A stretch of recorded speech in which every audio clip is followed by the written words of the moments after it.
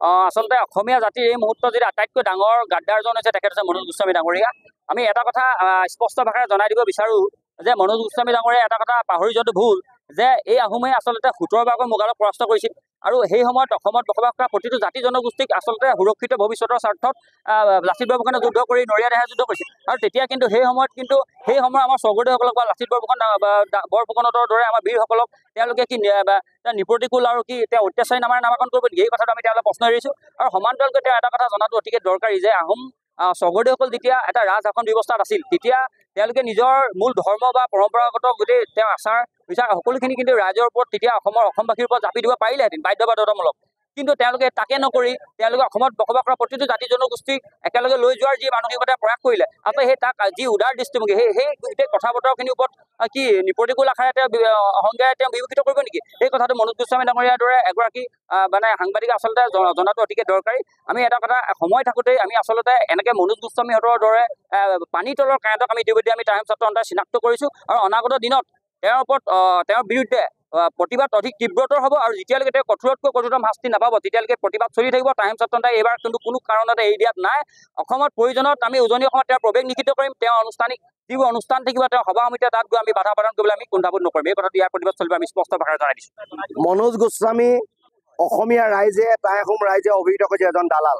মনোজ গোস্বামী NKTVৰ অফিচত বহি আমাৰ অসমৰ অফিচত বহি তেখেতে অসমীয়া জাতিটো ভাগ ভাগ কৰা ঠিকা লৈছে। গতিকে এইজন মনোজ গোস্বামীক আমি সদৌ টাই আহোম ছাত্ৰ সন্থাই সকীয়াই দিব বিচাৰিছোঁ। যিহেতু আজি মনোজ গোস্বামীৰ বিৰুদ্ধে সমগ্ৰ অসমৰ ৰিভিউ এটা হৈছে সদৌ টাই আহোম ছাত্ৰ সন্থাৰ উদ্যোগত আৰু অহা কালিলৈ শিৱসাগৰত এখন যৌথ সভা হ'ব সমগ্ৰ টাই আহোম জনগোষ্ঠীৰ সংগঠনবিলাকক লৈ। কাইলৈ এটা সিদ্ধান্ত হ'ব যে কাইলৈ আমি মনোজ গোস্বামীৰ বিৰুদ্ধে আমি কি সিদ্ধান্ত গ্ৰহণ কৰিম। আমি ৰেলপথ অৱৰোধ কৰিম, আমি ৰাষ্ট্ৰীয় ঘাইপথ অৱৰোধ কৰিম, ONGC বন্ধ দিম, অল ইণ্ডিয়া বন্ধ দিম, আনে নালাগে অসম বন্ধতে কাৰ্যসূচী ল'বলৈ আমি বাধ্য হ'ম। কাৰণ এইকাৰণে বাধ্য হ'ম যিহেতু আমি কেছ দিয়াৰ পাছতো দিছপুৰ থানাত কেছ দিয়াৰ পাছতো এতিয়ালৈকে মনোজ গোস্বামীৰ বিৰুদ্ধে কোনো ধৰণৰ কাৰ্যপন্থা অসম চৰকাৰে লোৱা আমি নেদেখিলোঁ।